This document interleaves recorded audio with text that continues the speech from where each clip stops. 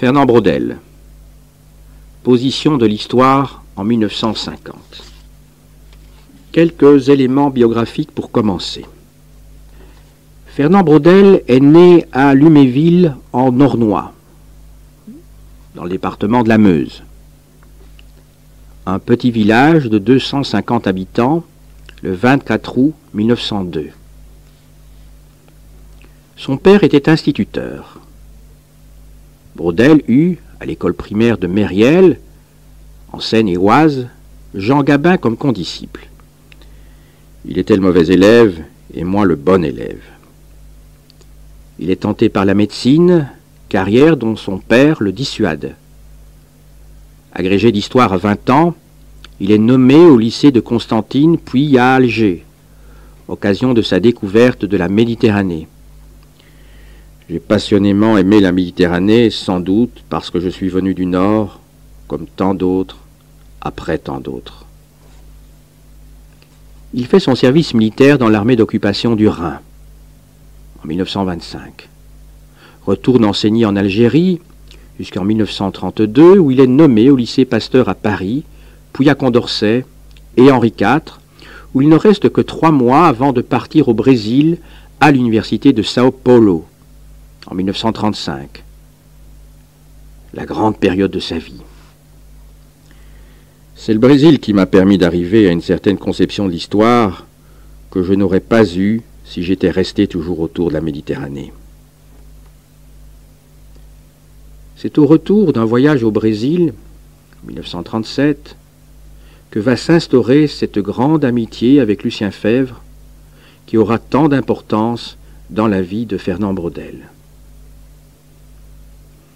Il reste 3 ans au Brésil et entre à l'école pratique des hautes études, 4e section, philologie et histoire, en 1937 donc. Mobilisé en 1938 sur la frontière des Alpes, il fera la guerre en 1939-40 sur la ligne Maginot. Fait prisonnier, il restera en captivité de juillet 1940 à mai 1945, 2 ans à Mayenne, ensuite à Lübeck, dans un camp de représailles. C'est en captivité qu'il aura l'intuition fondamentale concernant la manière d'ordonner sa thèse sur la Méditerranée, celle des 3 temporalités. Il soutient en 1947 sa thèse « La Méditerranée et le monde méditerranéen à l'époque de Philippe II », qui sera publiée 2 ans plus tard. En 1949, au départ de Lucien Febvre, il est élu au Collège de France, où il enseignera durant 23 ans. Il parlera du collège comme d'une machine à mettre un savant ou un intellectuel au-dessus de lui-même. Avec Lucien Febvre et Charles Morazet, il fonde la 6e section de l'école pratique des hautes études, sciences économiques et sociales, une des choses les plus remarquables de l'enseignement universitaire qui devait accueillir parmi tant d'autres Lucien Goldman, Pierre-Franck Castel, Lucien Grémas, Roland Barthes ou encore Charles Bettelheim. Il en est président de 1956 à 1972. Il fonde en 1962 la Maison des sciences de l'homme. Il sera directeur des Annales depuis 1946. En 1967, il publie une première version de sa grande œuvre « Civilisation matérielle, économie et capitalisme ». Ce premier volume sera publié une nouvelle fois, avec les 2 qui vont suivre, en 1979. Enfin, à la fin de sa vie, il publiera les premiers tomes de son Identité de la France, qui ne put achever vu son grand âge. Il mourut en 1985. Voici donc le texte de la leçon inaugurale qu'il prononça au Collège de France le 1er décembre 1950. L'histoire se trouve aujourd'hui devant des responsabilités redoutables, mais aussi exaltantes. Sans doute parce qu'elle n'a jamais cessé, dans son être et dans ses changements, de dépendre de conditions sociales concrètes. L'histoire est fille de son temps. Son inquiétude est donc l'inquiétude même qui pèse sur nos cœurs et nos esprits. Et si ces méthodes, ces programmes, ces réponses les plus serrées, les plus sûres hier, si ces concepts craquent tous à la fois, c'est sous le poids de nos réflexions, de notre travail et, plus encore, de nos expériences vécues. Or, ces expériences, durant ces 40 dernières années, ont été particulièrement cruelles pour tous les hommes. Elles nous ont rejetés avec violence vers le plus profond de nous-mêmes et, par-delà, vers le destin d'ensemble des hommes, c'est-à-dire vers les problèmes cruciaux de l'histoire. Occasion de nous apitoyer, de souffrir, de penser, de remettre forcément tout en question. D'ailleurs, pourquoi l'art fragile d'écrire l'histoire échapperait-il à la crise générale de notre époque? Nous abandonnons un monde sans avoir toujours eu le temps de connaître ou même d'apprécier ses bienfaits, ses erreurs, ses certitudes et ses rêves. Dirons-nous le monde du premier XXe siècle? Nous le quittons, ou plutôt, il se dérobe, inexorablement, devant nous. Les grandes catastrophes ne sont pas forcément les ouvrières. Elles sont assurément les annonciatrices infaillibles des révolutions réelles, et toujours une mise en demeure d'avoir à penser, au mieux à repenser l'univers. De la tourmente de la grande Révolution française qui, pendant des années, a été toute l'histoire dramatique du monde, naît la méditation du comte de Saint-Simon, puis celle de ses disciples ennemis, Auguste Comte, Proudhon, Karl Marx, qui n'ont pas cessé, depuis lors, de tourmenter les esprits et les raisonnements des hommes. Petit exemple le plus proche de nous. Durant l'hiver qui suit la guerre franco-allemande de 1870-1871, quel témoin mieux à l'abri que Jacob Burckhardt en sa chère université de Bâle? Et cependant l'inquiétude lui rend visite. Un besoin de grande histoire le presse. Son cours porte, ce semestre-là, sur la Révolution française. Elle n'est, déclare-t-il dans une trop juste prophétie, qu'un premier acte, un lever de rideau, l'instant initial d'un siècle de révolution appelé à durer. Siècle interminable, en vérité, qui marquera de ses traits rouges l'étroite Europe et le monde entier. Un long répit, cependant, allait courir pour l'Occident de 1871 à 1914. Mais qui dira combien ces années relativement paisibles, presque heureuses, allaient progressivement rétrécir l'ambition de l'histoire, comme si notre métier, pour être en alerte, avait besoin, sans fin, de la souffrance et de l'insécurité flagrante des hommes. Puis-je dire, avec quelle émotion j'ai lu, en 1943, le dernier ouvrage de Gaston Roupnel, Histoire et destin, livre prophétique, halluciné, à demi perdu dans le rêve, mais soulevé par tant de pitié pour la peine des humains. Il devait m'écrire plus tard. J'ai commencé ce livre dans les tout premiers jours de juillet 1940. Je venais de voir passer, dans mon village de Gevrey-Chambertin, sur la grande route nationale, les flots de l'exode, du douloureux exode, les pauvres gens, les voitures, les charrettes, les gens à pied, une lamentable humanité, toute la misère des routes, et cela pêle-mêle avec des troupes, des soldats sans armes. Cette immense panique, c'était cela la France. Sur mes vieux jours, aux infortunes irrémédiables de la vie privée, allait s'ajouter le sentiment de l'infortune publique, nationale. Mais au vent du malheur, des dernières méditations de Gaston Roupnel, l'histoire, la grande, l'aventureuse histoire repartait, toute voile gonflée. Michelet redevenait son Dieu. Il me semble, m'écrivait-il encore, le génie qui remplit l'histoire.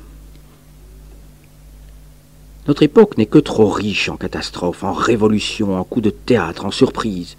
La réalité du social, la réalité foncière de l'homme se découvre nouvelle à nos yeux. Et, qu'on le veuille ou non, notre vieux métier d'historien ne cesse de bourgeonner et de refleurir dans nos mains. Oui, que de changements. C'est la fin, je crois. Hein? Il y a une demi-heure.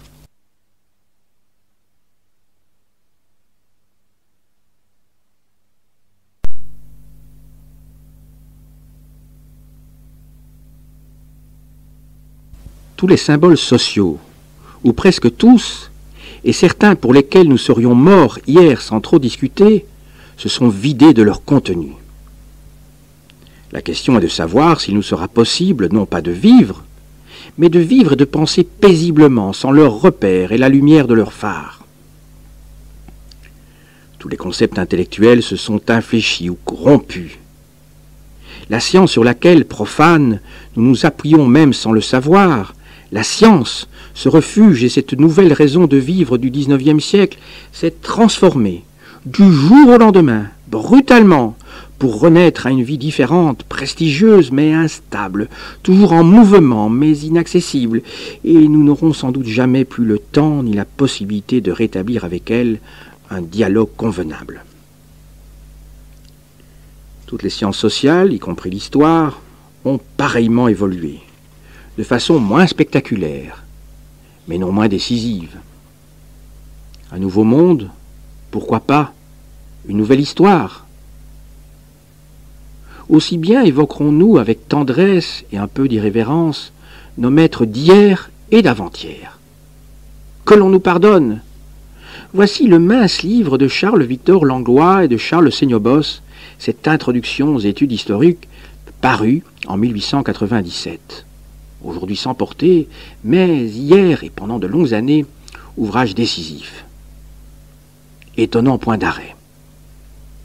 De ce livre lointain, bourré de principes et de recommandations menues, un portrait de l'historien, au début de ce siècle, se dégagerait sans trop de peine. Imaginez un peintre, un paysagiste. Devant lui, des arbres, des maisons, des collines, des routes, tout un paysage tranquille. Telle, en face de l'historien, la réalité du passé.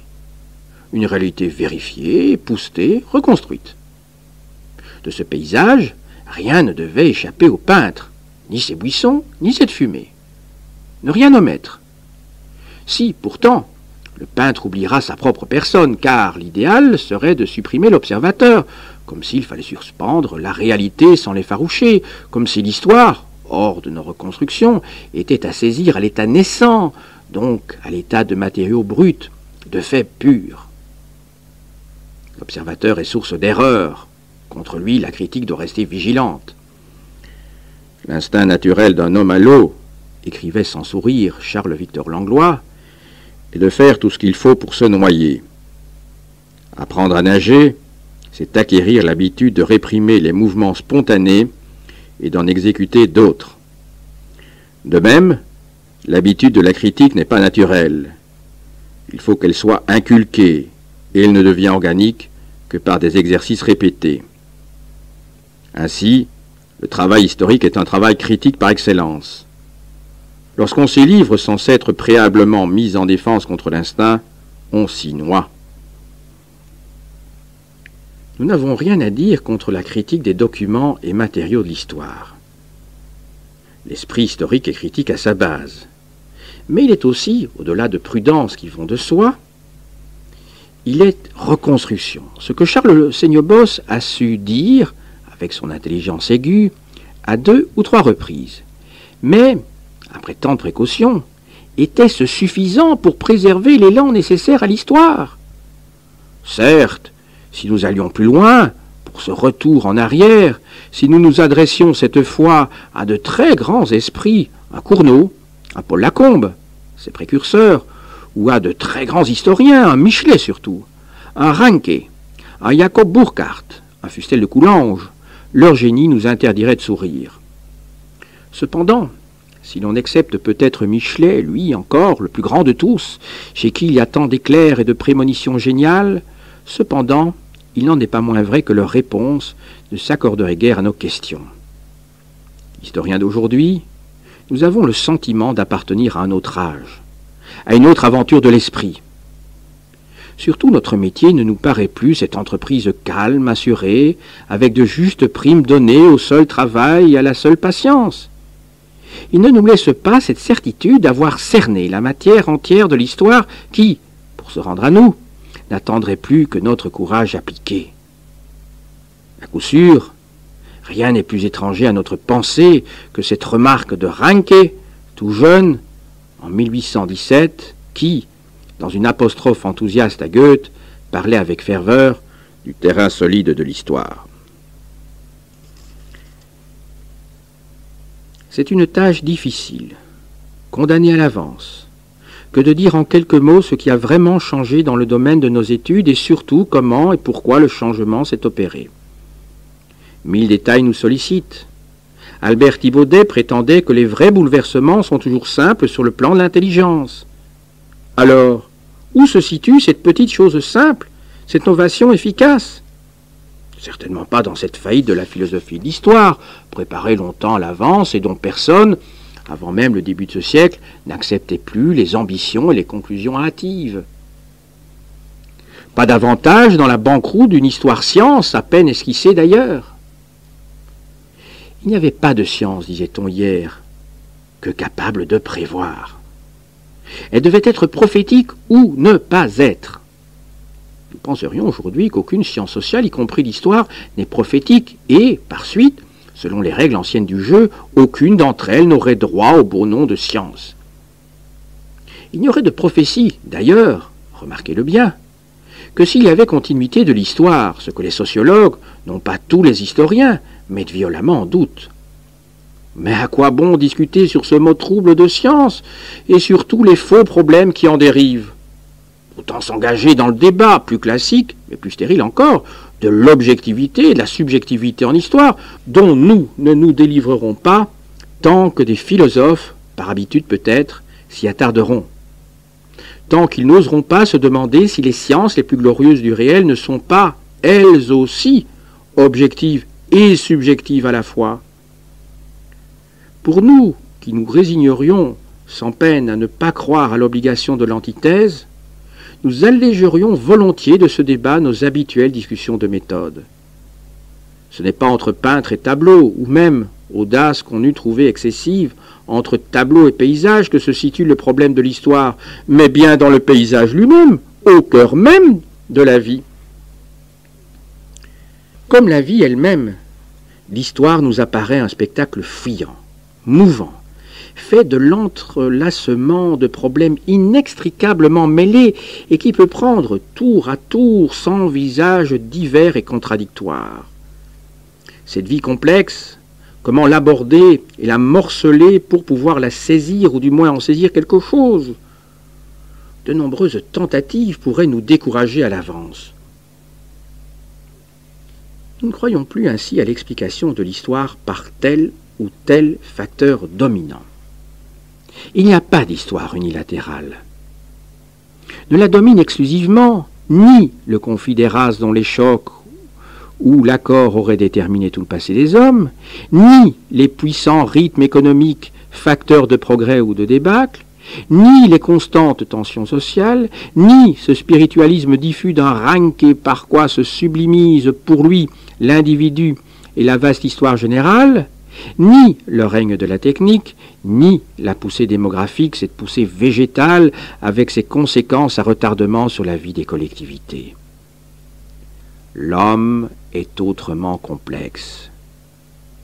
Pourtant, ces tentatives, pour réduire le multiple au simple ou au presque simple, ont signifié un enrichissement sans précédent depuis plus d'un siècle de nos études historiques. Elles nous ont mis progressivement sur le chemin du dépassement de l'individu et de l'événement, dépassement prévu longtemps à l'avance, pressenti, entrevu, mais qui, dans sa plénitude, vient de s'assouplir seulement devant nous. Là est peut-être le pas décisif qui implique et résume toutes les transformations.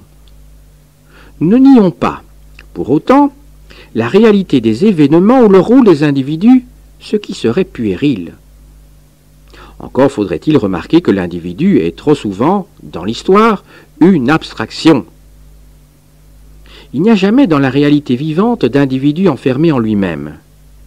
Toutes les aventures individuelles se fondent dans une réalité plus complexe, celle du social, une réalité entrecroisée, comme dit la sociologie.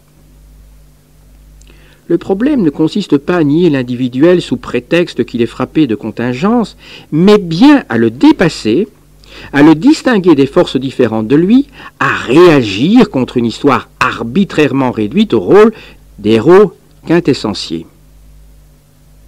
Nous ne croyons pas au culte de tous ces demi-dieux ou, plus simplement, nous sommes contre l'orgueilleuse parole unilatérale de Treitschke « Les hommes font l'histoire ». Non, l'histoire fait aussi les hommes et façonne leur destin, l'histoire anonyme, profonde et souvent silencieuse, dont il faut maintenant aborder l'incertain mais immense domaine.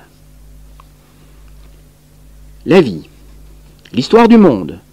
Toutes les histoires particulières se présentent à nous sous la forme d'une série d'événements. Entendez d'actes toujours dramatiques et brefs. Une bataille, une rencontre d'hommes d'État, un discours important, une lettre capitale, sont des instantanés d'histoire. J'ai gardé le souvenir, une nuit, près de Bahia, d'avoir été enveloppé par un feu d'artifice de lucioles phosphorescentes.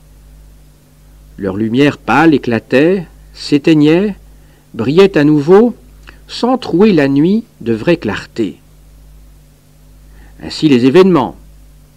Au-delà de leur lueur, l'obscurité reste victorieuse. Un autre souvenir me permettra d'abréger encore mon raisonnement. Il y a une vingtaine d'années, en Amérique, un film, annoncé longtemps à l'avance, produisait une sensation sans pareille.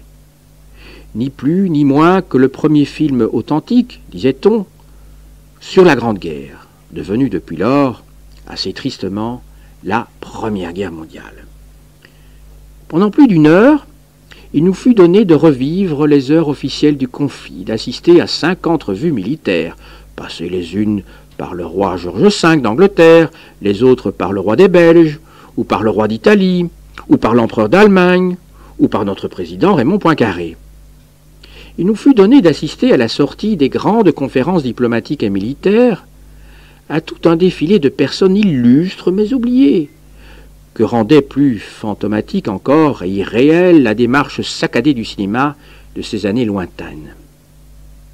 Quant à la vraie guerre, elle était représentée par 3 ou 4 trucages et explosions factices. Un décor. L'exemple est sans doute excessif, comme tous les exemples que l'on veut charger d'enseignement. Avouez cependant que, souvent, ce sont ces minces images que nous offre du passé et de la sueur des hommes la chronique, l'histoire traditionnelle, l'histoire récit chère à Ranke. Des lueurs, mais sans clarté. Des faits, mais sans humanité.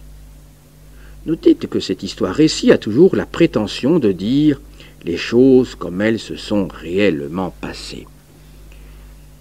Ranke a cru profondément à ce mot lorsqu'il l'a prononcé.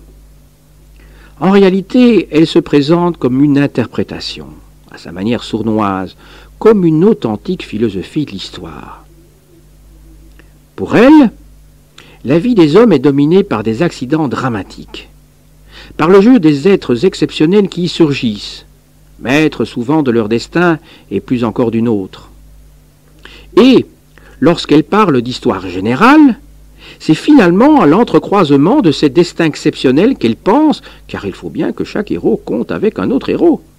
Fallacieuse illusion, nous le savons tous, ou disons, plus équitablement, vision d'un monde trop étroit, familier à force d'avoir été prospecté et mis en cause, où l'historien se plaît à fréquenter les princes de ce monde, un monde, par surcroît, arraché de son contexte, où l'on pourrait croire en toute bonne foi que l'histoire est un jeu monotone, toujours différent, mais toujours semblable, comme les 1000 combinaisons des figures d'échecs, un jeu qui met en cause des situations sans fin analogues, des sentiments toujours les mêmes, sous le signe d'un éternel et impitoyable retour des choses. La tâche est justement de dépasser cette marge première de l'histoire. Il faut aborder en elle-même et pour elle-même les réalités sociales. J'entends par là toutes les formes larges de la vie collective, les économies, les institutions, les architectures sociales, les civilisations, enfin, elles surtout, toute réalité que les historiens d'hier, certes, n'ont pas ignorée, mais que, sauf d'étonnants précurseurs, ils ont trop souvent vu comme une toile de fond, disposée seulement pour expliquer, ou comme si l'on voulait expliquer les actions d'individus exceptionnels autour desquels l'historien s'attarde avec complaisance. Immenses erreurs de perspective et de raisonnement, car ce que l'on cherche ainsi à accorder, à inscrire dans le même cadre, ce sont des mouvements qui n'ont ni la même durée, ni la même direction. Les uns qui s'intègrent dans le temps des hommes, celui de notre vie brève et fugitive, les autres dans ce temps des sociétés pour qui une journée, une année, ne signifie pas grand-chose, pour qui parfois un siècle entier n'est qu'un instant de la durée. Entendons-nous. Il n'y a pas un temps social d'une seule et simple coulée, mais un temps social à 1000 vitesses, à 1000 lenteurs qui n'ont presque rien à voir avec le temps journalistique de la chronique et de l'histoire traditionnelle. Je crois ainsi à la réalité d'une histoire particulièrement lente des civilisations, dans leur profondeur abyssale, dans leurs traits structuraux et géographiques. Certes, les civilisations sont mortelles dans leurs floraisons les plus précieuses. Certes, elles brillent, puis elles s'éteignent, pour refleurir sous d'autres formes. Mais ces ruptures sont plus rares, plus espacées qu'on ne le pense. Et surtout, elles ne détruisent pas tout également. Je veux dire que, dans telle ou telle ère de civilisation, le contenu social peut se renouveler 2 ou 3 fois presque entièrement sans atteindre certains traits profonds de structure qui continueront à la distinguer fortement des civilisations voisines. D'ailleurs, il y a, plus lente encore que l'histoire des civilisations, presque immobile, une histoire des hommes dans leur rapport serré avec la terre qui les porte et les nourrit. C'est un dialogue qui ne cesse de se répéter, qui se répète pour durer, qui peut changer et change en surface, mais se poursuit, tenace, comme s'il était hors de l'atteinte et de la morsure du temps.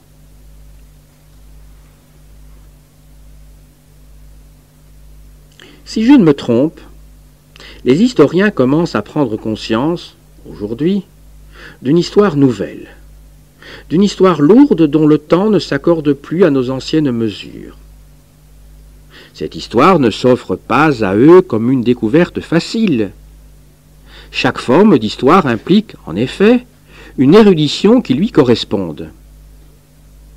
Puis-je dire que tous ceux qui s'occupent des destins économiques, des structures sociales et des multiples problèmes, souvent d'intérêt menu, des civilisations, se trouvent en phase de recherche auprès desquelles les travaux des érudits les plus connus du XVIIIe et même du XIXe siècle nous semblent d'une étonnante facilité.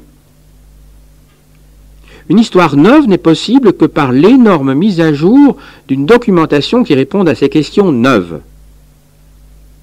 Je doute même que l'habituel travail artisanal de l'historien soit à la mesure de nos ambitions actuelles. Avec le danger que cela peut représenter, les difficultés que la solution implique, il n'y a pas de salut hors des méthodes de travail par équipe. Donc, tout un passé à reconstruire. Des tâches interminables se proposent et s'imposent à nous, même pour les réalités les plus simples de ces vies collectives. Je veux dire les rythmes économiques à brève durée de la conjoncture. Voici bien identifiée à Florence une crise assez vive de recul entre 1580 et 1585, appelée à se creuser vite, puis à se combler d'un coup. Des recherches à Florence et autour de Florence l'indiquent par des signes aussi clairs que ces rapatriements de marchands florentins qui quittent d'alors la France et la Haute-Allemagne et parfois, plus encore, abandonnent leurs boutiques pour racheter des terres en Toscane. Cette crise, si nette à première auscultation, il faudrait la mieux diagnostiquer, l'établir scientifiquement par des séries cohérentes de prix. Travail local encore, mais la question se pose aussitôt de savoir si la crise est toscane ou générale. Nous la rencontrons vite à Venise, nous la rencontrons aisément à Ferrare. Mais jusqu'où a-t-elle fait sentir sa brusque morsure? Sans connaître son air exact, nous ne saurions préciser sa nature. Alors, faut-il que l'historien se mette en route vers tous les dépôts d'archives d'Europe, où il prospectera des séries ordinairement ignorées de l'érudition? Interminable voyage, car tout lui reste à faire. Pour comble d'embarras, cet historien qui se préoccupe de l'Inde et de la Chine et pense que l'Extrême-Orient a commandé la circulation des métaux précieux au XVIe siècle et par-delà le rythme de la vie économique entière du monde, cet historien note qu'à ces années de gêne florentine correspondent décalées, à peine dans le temps, des années de troubles en Extrême-Orient pour le commerce des épices et du poivre. Des faibles mains portugaises, celui-ci est alors ressaisi par les habiles marchands morts, et au-delà de ces vieux habitués de l'océan Indien et de la Sonde, par les caravaniers de l'Inde, tout étant finalement englouti par la Haute-Asie et la Chine. D'elle-même, la recherche, en ces domaines si simples, vient de faire le tour du monde. Je suis préoccupé, justement, avec quelques jeunes historiens, d'étudier la conjoncture générale du XVIe siècle, et j'espère vous entretenir un jour prochain. Est-il besoin de vous dire, à ce propos, que c'est encore le monde entier qui s'impose à notre attention? La conjoncture du XVIe siècle, ce n'est pas seulement Venise, ou Lisbonne, Anvers, ou Séville, Lyon, ou Milan. C'est encore la complexe économie de la Baltique, les vieux rythmes de la Méditerranée, les importants courants de l'Atlantique et ceux du Pacifique des Ibériques, des jonques chinoises, et j'oublie bien des éléments à dessein. Mais il faut dire encore que la conjoncture du XVIe siècle, c'est également d'un côté le XVe et de l'autre le XVIIe siècle. Ce n'est pas seulement le mouvement d'ensemble des prix, mais bien la gerbe diverse de ces prix et leur comparaison, ceux-ci s'accélérant plus ou moins que ceux-là. Sans doute est-il vraisemblable que les prix du vin et des biens fonds précédèrent alors tous les autres dans leur course régulière. Ainsi s'expliquerait, à nos yeux, de quelle façon la terre a épongé, si l'on peut dire, attiré, immobilisé la fortune des nouveaux riches. Tout un drame social. Et par là s'expliquerait aussi cette civilisation envahissante, obstinée de la vigne et du vin. Les prix le veulent, alors grossissent ces flottes de navires chargés de futailles en direction du nord, à partir de Séville, des côtes portugaises ou de la Gironde. Alors grossissent pareillement ces fleuves de carrioles, ces carretoni, qui, par le Brenner, apportent chaque année à l'Allemagne les vins nouveaux du Frioul et des Vénéties. Ces vins troubles que Montaigne lui-même aura dégustés sur place avec plaisir. L'histoire des techniques, la simple histoire des techniques, au-delà de recherches incertaines, minutieuses, sans cesse, interrompues, car le fil ne casse que trop souvent entre nos doigts, ou, si vous le voulez, les documents interrogés font brusquement défaut. Cette histoire des techniques découvre, elle aussi, de trop vastes paysages, pose de trop larges problèmes. Au XVIe siècle, la Méditerranée prise en bloc, a connu toute une série de drames techniques. Alors s'installe l'artillerie sur le pont étroit des bateaux, avec quelle lenteur d'ailleurs. Alors se transmettent ses secrets vers le haut pays du Nil ou l'intérieur du Proche-Orient. Chaque fois, de rudes conséquences en découlent. Alors, autre drame et plus silencieux, se produit une lente et curieuse diminution des tonnages marins. Les coques deviennent de plus en plus mesurées et légères. Venise et Raguse sont les patries des gros cargos. Leurs voiliers de charge jaugent jusqu'à 1000 tonnes et au-delà. Ce sont les grands corps flottants de la mer. Mais bientôt, contre les géants de la mer, se marque partout la fortune des petits voiliers, grecs, provençaux, marseillais ou nordiques.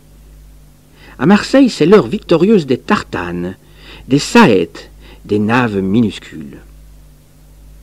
On tiendrait ces esquifs au creux de la main. Rarement ils dépassent 100 tonnes. Mais, à la besogne, ces navires de poche font leurs preuves. Le moindre vent les pousse. Ils entrent dans tous les ports. Ils chargent en quelques jours, en quelques heures, alors que les navires de Raguse mettent des semaines et des mois à avaler leur cargaison. Qu'un de ces gros cargos ragusins se saisisse par fortune d'un léger navire marseillais, s'adjuge sa cargaison et, jetant à l'eau l'équipage, fasse tout disparaître en un instant du navire rival, le fait divers illustre, un instant, la lutte des gros contre les petits esquifs de la mer. Mais nous aurions tort de croire le conflit circonscrit à la mer intérieure. Gros et petits se heurtent et se dévorent sur les 7 mers du monde. En Atlantique, leur lutte est la plus grande lutte du siècle. Les îles ibériques envahiront-ils l'Angleterre? C'est le problème posé avant, pendant et après l'invincible armada. Les Nordiques mordront-ils sur la péninsule? Et c'est l'expédition contre Cadix. Ou mordront-ils sur l'empire des Ibériques? Et c'est Drake et Cavendish et bien d'autres. Les Anglais tiennent la Manche, les Ibériques Gibraltar. Laquelle de ces suprématies est la plus avantageuse? Mais surtout, qui triomphera des lourdes caraques portugaises, des pesants galions espagnols ou des fins voiliers du Nord? 1000 tonnes d'un côté, 200, 150 parfois de l'autre. Lutte souvent inégale, illustrée par ces gravures de l'époque qui montrent un des géants ibériques encerclé par une nuée de coques lilliputiennes. Les petits harcèlent les gros, les criblent de coups. Quand ils s'en emparent, ils prennent l'or, les pierres précieuses, quelques colis d'épices, puis ils brûlent l'énorme et inutile carcasse. Mais le fin mot de l'histoire est-il seulement dans ce résumé trop clair? Si la résistance ibérique continue, c'est tout de même que passe, à peu près indemne, guidés par la main de Dieu, disent les Génois, les convois de galions qui vont vers les Antilles et en reviennent chargés d'argent. C'est que les mines du Nouveau Monde restent au service des maîtres ibériques. L'histoire des navires n'est pas une histoire en soi. Elle est à restituer entre les autres histoires qui l'entourent et la soutiennent. Ainsi la vérité, sans se refuser, se dérobe une fois de plus devant nous. Tout problème à pied d'œuvre, je le répète, ne cesse de se compliquer, de s'étendre en surface et en épaisseur, d'ouvrir sans fin de nouveaux horizons de labeur. J'aurai l'occasion de vous le dire à propos de cette vocation impériale du XVIe siècle dont je dois vous entretenir cette année et qui n'est pas, comme vous vous en doutiez, à inscrire au seul crédit du XVIe siècle lui-même. Aucun problème, jamais, ne se laisse enfermer dans un seul cadre. Si l'on quitte le domaine de l'économique, de la technique, pour celui des civilisations, si l'on rêve à ces insidieuses, presque invisibles fêlures qui, en un siècle ou deux, deviennent de profondes cassures au-delà desquelles tout change de la vie et de la morale des hommes, si l'on rêve à ces prestigieuses révolutions intérieures, alors l'horizon, lent à se dégager, s'élargit et se complique avec plus d'intensité encore. Un jeune historien italien, à la suite de patientes prospections, a le sentiment que l'idée de la mort et la représentation de la mort changent du tout au tout vers le milieu du XVe siècle. Un profond fossé se creuse alors. À une mort céleste, tournée vers l'au-delà et calme, porte largement ouverte où tout l'homme, son âme et son corps presque entier, passe sans trop se crisper à l'avance, à cette mort sereine se substitue une mort humaine, déjà sous le premier signe de la raison. Je résume mal le passionnant débat, mais que cette mort nouvelle, lente à montrer son vrai visage, naisse, ou semble naître longtemps à l'avance dans les complexes pays rénants, voilà qui oriente l'enquête, et nous met au contact de cette histoire silencieuse mais impérieuse des civilisations. Alors nous naviguerons au-delà de l'habituel décor de la Réforme, non sans tâtonner d'ailleurs, à force de précaution et de patiente recherche. Il faudra lire les livres de dévotion et les testaments, collectionner les documents iconographiques ou, dans les villes, bandes gardiennes de leurs chartriers, comme à Venise, consulter les papiers des Inquisitori contra Bestemier, ces archives noires du contrôle des mœurs d'imprescriptible valeur. Mais il ne suffit pas, vous le savez, de se réfugier dans cette nécessaire et interminable prospection de matériaux neufs. Ces matériaux, il faut les soumettre à des méthodes. Sans doute celle-ci, certaines au moins, varie-t-elle d'un jour à l'autre. Dans 10 ou 20 ans, nos méthodes en économie, en statistique, ont des chances d'avoir perdu de leur valeur, en même temps que nos résultats qui seront contestés, jetés à terre. Le sort d'études relativement récentes est là pour nous le dire. Ces informations, ces matériaux, il faut aussi les soulever, les repenser à la mesure de l'homme. Et au-delà de leur précision, il s'agit, si possible, de retrouver la vie. Montrer comment ces forces se lient, se coudoient ou se heurtent, comment aussi, bien souvent, elles mêlent leurs eaux furieuses. Tout ressaisir pour tout resituer dans le cadre général de l'histoire, pour que soit respectée, malgré les difficultés, les antinomies et les contradictions foncières, l'unité de l'histoire qui est l'unité de la vie. Trop lourde tâche, direz-vous. On pense toujours aux difficultés de notre métier. Sans vouloir les nier, n'est-il pas possible de signaler pour une fois ces irremplaçables commodités? Au premier examen, ne pouvons-nous pas dégager l'essentiel d'une situation historique quant à son devenir? Des forces aux prises, nous savons celles qui l'emporteront.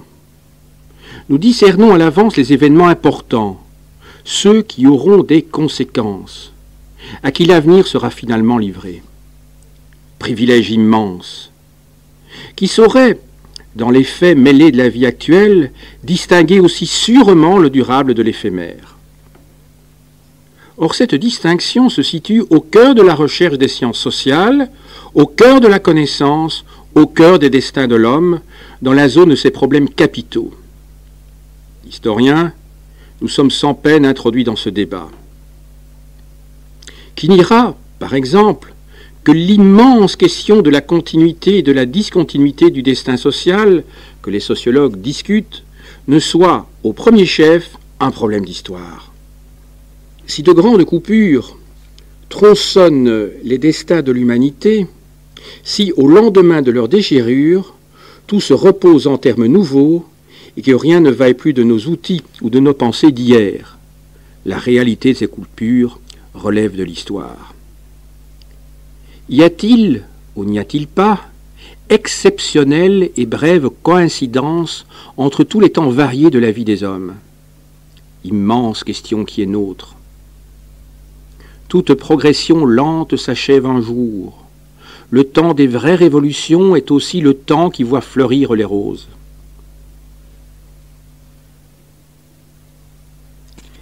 L'histoire a été amenée sur ces bords peut-être périlleux par la vie même. Je l'ai dit, la vie est notre école. Mais ces leçons, l'histoire n'a pas été seule à les entendre et, les ayant comprises, à en tirer des conséquences. En fait, elle a profité, avant tout, de la poussée victorieuse des jeunes sciences humaines, plus sensibles encore qu'elles-mêmes aux conjonctures du présent. Nous avons vu naître, renaître ou s'épanouir, depuis 50 ans, une série de sciences humaines impérialistes et, chaque fois, leur développement a signifié pour nous, historiens, des chocs, des complications, puis d'immenses enrichissements. L'histoire est peut-être la plus grande bénéficiaire de ces progrès récents.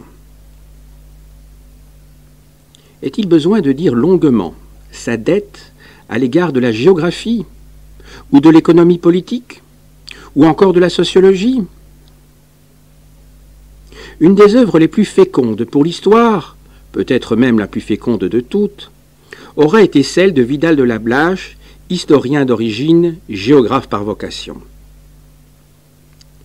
Je dirais volontiers que le tableau de la géographie de la France, paru en 1903, au seuil de la grande histoire de France d'Ernest Lavis, est l'une des œuvres majeures, non seulement de l'école géographique, mais aussi de l'école historique française. Il suffira d'un mot, pareillement, pour signaler ce dont l'histoire est redevable à l'œuvre capitale de François Simian, philosophe devenu économiste et dont la voix, ici au collège, s'est malheureusement fait entendre pendant trop peu d'années. Ce qu'il a découvert des crises et des rythmes de la vie matérielle des hommes a rendu possible l'œuvre éclatante d'Ernest Labrousse, la plus neuve contribution à l'histoire de ces 20 dernières années. Voyez aussi ce que l'histoire des civilisations a pu retenir de l'enseignement prestigieux de Marcel Mauss, qui était l'une des gloires authentiques du Collège de France.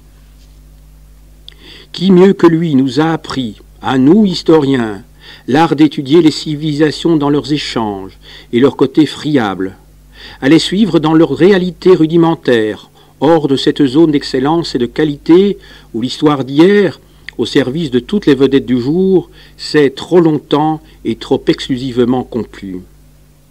Dirais-je enfin, personnellement, ce que la sociologie de Georges Gurvitch, ses livres et plus encore ses entretiens éblouissants, ont pu m'apporter d'incitation à penser et de nouvelles orientations.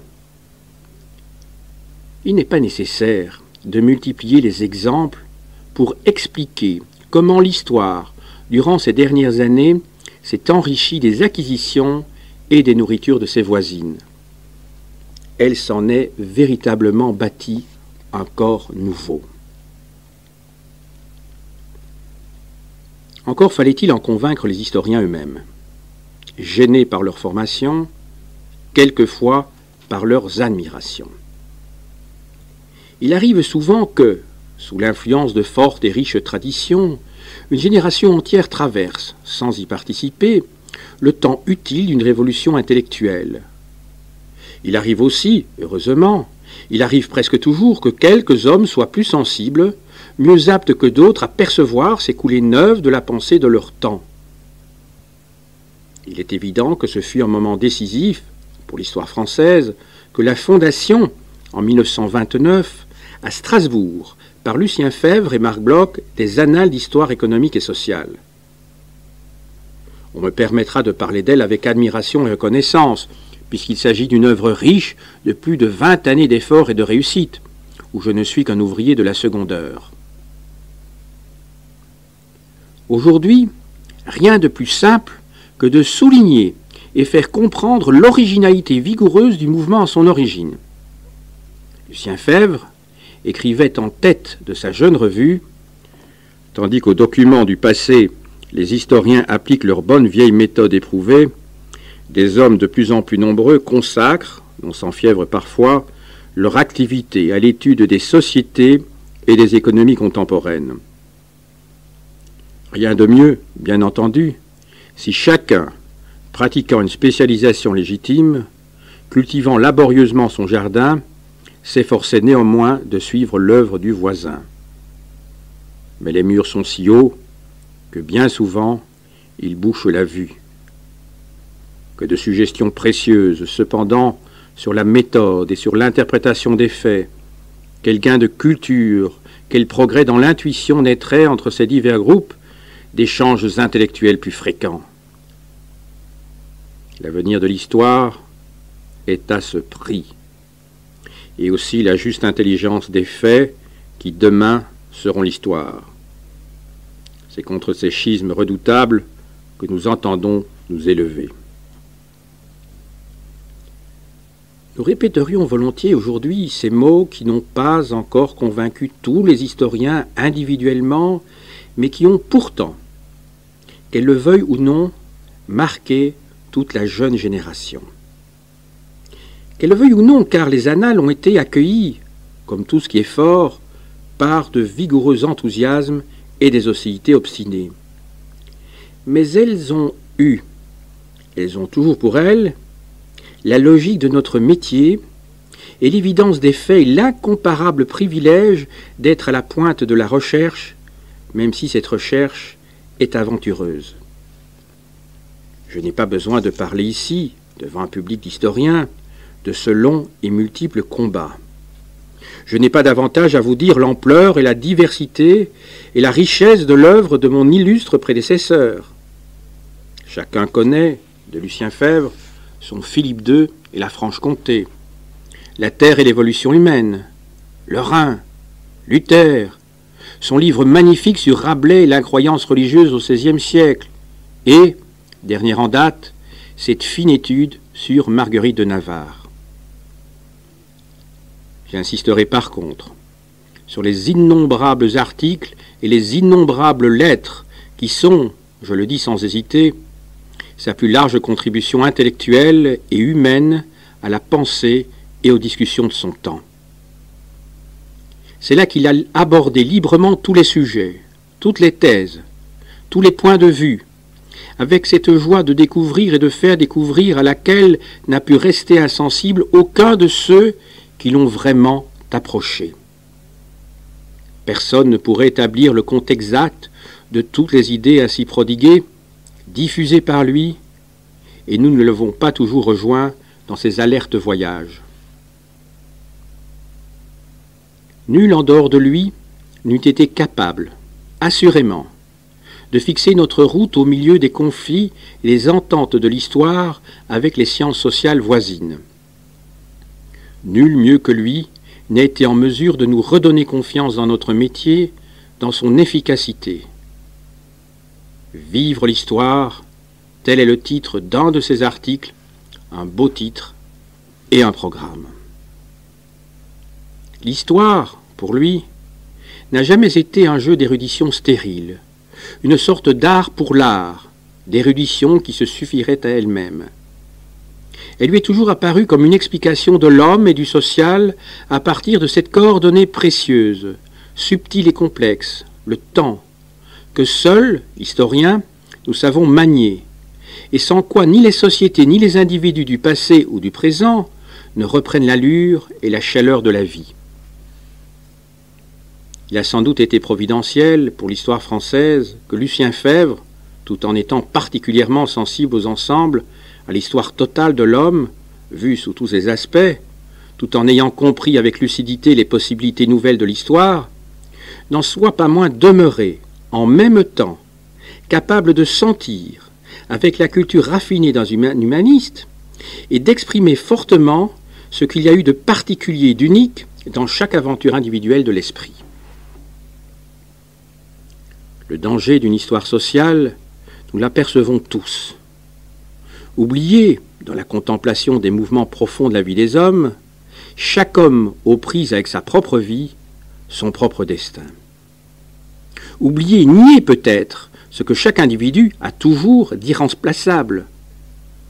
Car contester le rôle considérable qu'on a voulu donner à quelques hommes abusifs dans la jeunesse de l'histoire, ce n'est certes pas nier la grandeur de l'individu en tant qu'individu, et l'intérêt pour un homme de se pencher sur le destin d'un autre homme.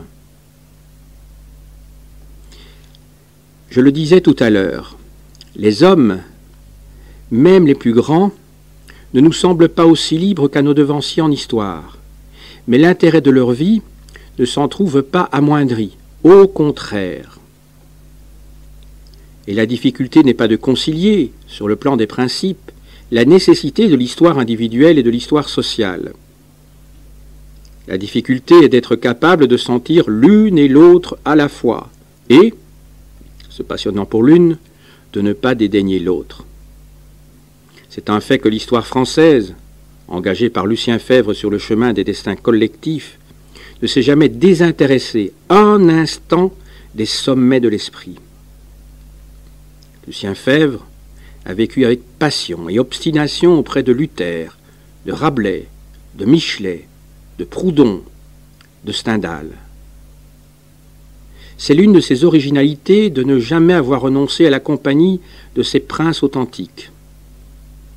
Je pense tout particulièrement au plus brillant de ses livres, à son Luther, où je le soupçonne d'avoir voulu se donner un instant le spectacle d'un homme vraiment libre, dominant son destin et le destin d'histoire.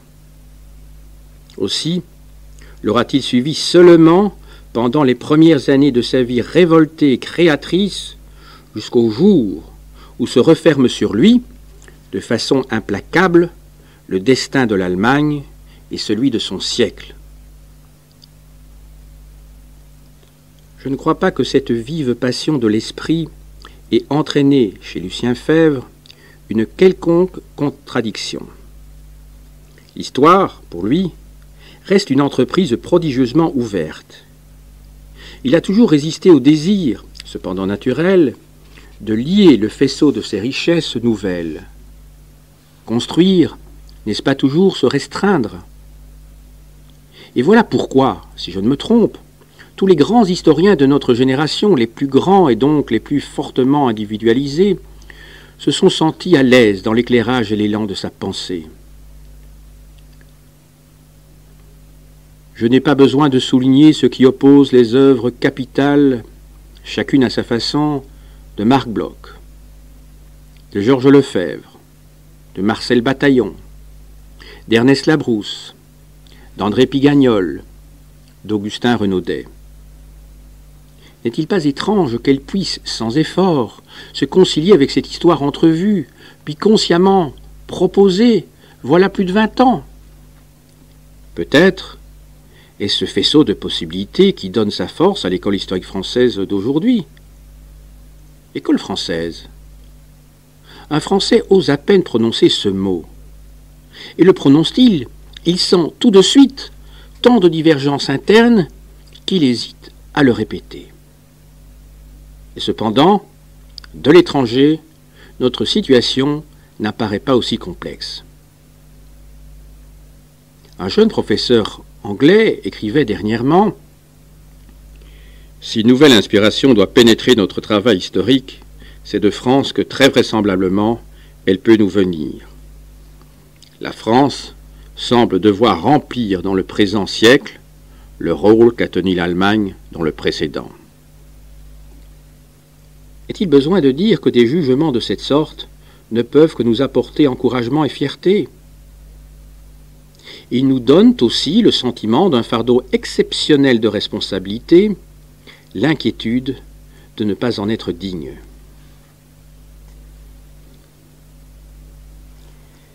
Cette inquiétude que j'ai l'air de rencontrer, un peu par hasard, aux derniers instants de ma conférence, vous savez bien qu'elle m'accompagnait avant même d'en avoir prononcé le premier mot. Qui ne s'inquiéterait, en lui-même, d'avoir à prendre place parmi vous? Heureusement, la tradition est bonne conseillère. Elle offre au moins 3 refuges. Lire sa conférence, et c'est, je l'avoue, la première fois de ma vie que je m'y résigne, et s'assédir mon trouble. Se dérober derrière un programme, à l'abri de ses idées les plus chères. Certes, l'écran nous cache mal. Ensuite, évoquer ses amitiés et ses sympathies pour se sentir moins seul. Ces sympathies et ces amitiés, elles sont toutes présentes à mon souvenir reconnaissant. Sympathie active de mes collègues des hautes études, où j'ai été appelé voilà presque 15 ans. Sympathie active de mes collègues en histoire, mes aînés ou mes contemporains, qui ne m'ont pas manqué, à la Sorbonne notamment, où j'ai eu tant de plaisir à connaître, grâce à elle, la jeunesse de nos étudiants. D'autres ici, et très chers, veillent sur moi. J'ai été conduit dans cette maison par la trop grande bienveillance d'Augustin Renaudet et de Marcel Bataillon. Sans doute parce que, malgré mes défauts, j'appartiens à la patrie étroite du XVIe siècle et que j'ai beaucoup aimé et que j'aime d'un cœur sans mélange, l'Italie d'Augustin Renaudet et l'Espagne de Marcel Bataillon. Ils ne m'ont pas tenu rigueur d'être, par rapport à eux, un visiteur du soir. L'Espagne de Philippe II n'est plus celle d'Érasme. L'Italie du Titien ou du Caravage n'a plus, pour l'éclairer, les inoubliables lumières de la Florence de Laurent le Magnifique ou de Michel-Ange. Le soir du XVIe siècle. Lucien Febvre a l'habitude de parler des tristes hommes d'après 1560. Tristes hommes, oui, sans doute, ces hommes exposés à tous les coups, à toutes les surprises, à toutes les trahisons des autres hommes et du sort, à toutes les amertumes, à toutes les révoltes inutiles. Autour d'eux, et en eux-mêmes, tant de guerres inexpiables. Hélas, ces tristes hommes nous ressemblent comme des frères. Grâce à vous, mes chers collègues, la chaire d'histoire de la civilisation moderne, restaurée en 1933, aura été préservée, et l'honneur m'incombe d'en assurer la continuité. C'est un honneur très lourd. Amitié, sympathie, bonne volonté, ardeur à la tâche que l'on sent au fond de soi-même, ne peuvent empêcher que l'on ne redoute en toute conscience et sans fausse humilité de succéder à un homme sur qui repose, aujourd'hui encore, la tâche immense que j'ai définie, en marge de ses livres, dans le sillon même de sa pensée inlassable, à notre grand et cher Lucien Febvre, par qui, pendant des années, pour la gloire de cette maison, s'est fait entendre à nouveau